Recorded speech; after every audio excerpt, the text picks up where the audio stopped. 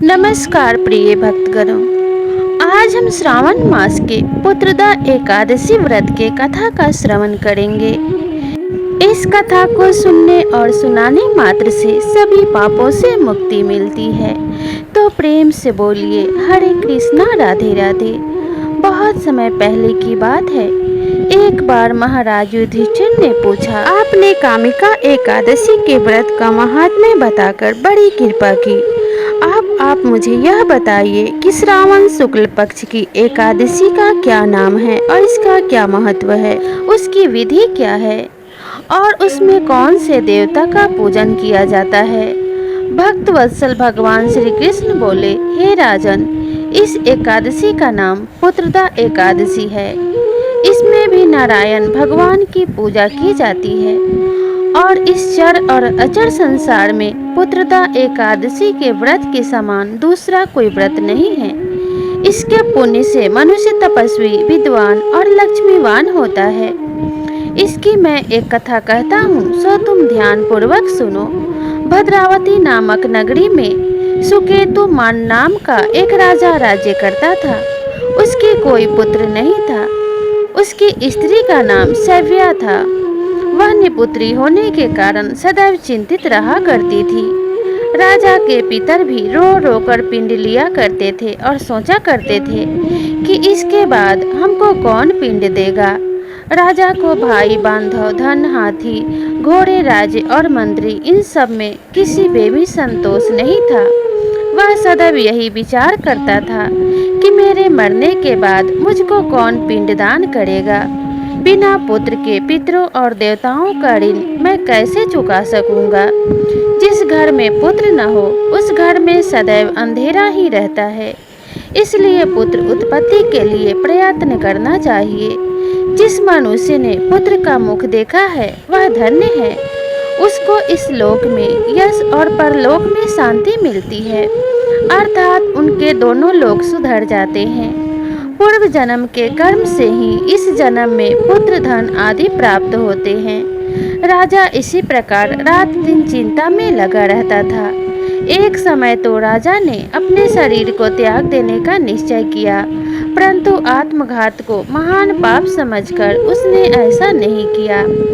एक दिन राजा ऐसा विचार करता हुआ अपने घोड़े पर चढ़कर वन को चल दिया तथा पक्षियों और वृक्षों को देखने लगा।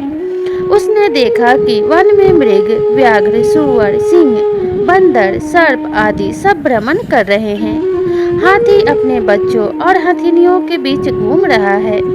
इस वन में कहीं गीदड़ और अपने कर्कश स्वर में बोल रहे हैं, कहीं उल्लू ध्वनि कर रहे हैं।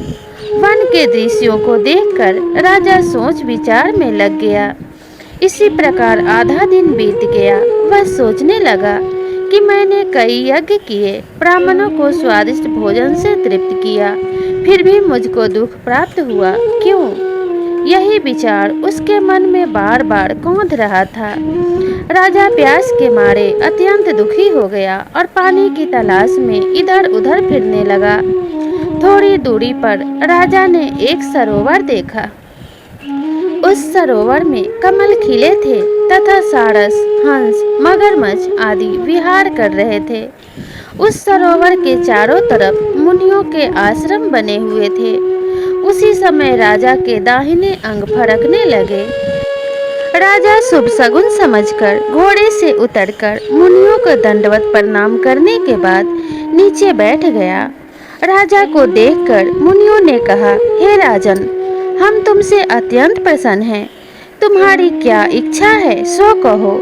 राजा ने पूछा, महाराज, आप कौन हैं और किस लिए यहाँ पर आए हैं? कृपा करके बताइए। मुनि कहने लगे कि हे राजन, आज संतान देने वाली पुत्रदा एकादशी है। हम लोग विश्वदेव हैं और इस सरोवर में स्नान करने के लिए आए हैं। ऋषियों की बात सुनकर राजा कहने लगा कि महाराज, मेरी भी कोई संतान नहीं है। यदि आप मुझ पर प्रसन्न हैं तो एक पुत्र का वरदान दे दीजिए। मुनि बोले, हे राजन, आज पुत्रदा एकादशी है। आप अवश्य ही इसका व्रत करें। भगवान की कृपा से अवश्य ही आपके घर पुत्र होगा। मुनि के वचनों को सुनकर राजा ने उसी दिन एकादशी का व्रत किया और द्वादशी को पारण किया। इसके पश्चात मुनियों को प्रणाम करके महल में वापस आ गया। कुछ समय बीतने के बाद रानी ने गर्भ धारण किया और 9 महीने के पश्चात उनके गर्भ से एक सुंदर पुत्र हुआ।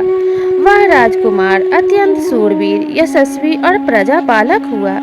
श्री कृष्ण बोले, हे राजन, पुत्र की प्राप्ति के लिए पुत्रदा एकादशी का व्रत करना चाहिए। जो मनुष्य इस महात्म्य को पढ़ता या सुनता है उसे अंत में स्वर्ग की प्राप्ति होती है और इस व्रत को करने वाले निपुत्र व्यक्ति को भी निसंतान दंपतियों को पुत्र की प्राप्ति होती है।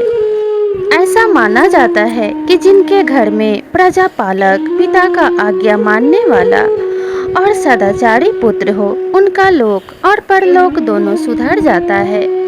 इसलिए जो भी स्त्री और पुरुष पुत्र की इच्छा रखते हैं उन्हें यह व्रत अवश्य करना चाहिए और प्रेम से इस कथा का श्रवण करना चाहिए। कथा समाप्ति के बाद प्रेम पूर्वक भगवान श्री कृष्ण और भगवान विष्णु की जय जयकार बोलनी चाहिए। तो प्रेम से बोलिए, हरे कृष्णा, राधे राधे, भगवान विष्णु की जय, माता लक्ष्मी की जय। तो इसी प्रकार की नई कहानी के साथ मिलते हैं अगले वीडियो में। तब तक के लिए राधे राधे।